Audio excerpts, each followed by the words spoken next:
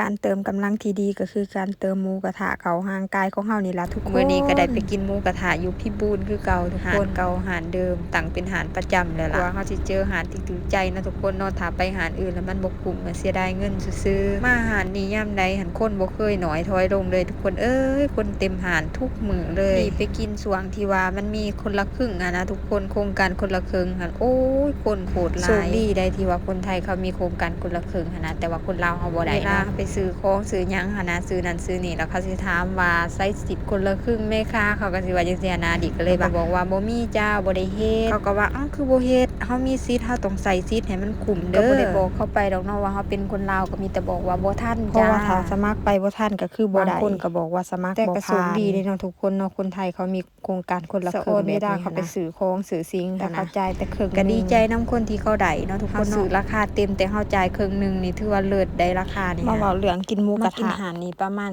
4-5เทื่อน้ำจิ้มแซ่บอาหารสดผักแต่ว่าผักสดแห้งทุกคนเอ้ยมีหลายอย่าง ส่วนหลาย แฮ ก็ ง สิไปกินสวงเงินออก หรือว่าคนหลายสวงเงินออกบ่ทุกคนอันนี้ก็บ่แน่ใจเนาะเพราะว่าส่วนหลายดีก็ไปในสวงที่เงินออกคือกัน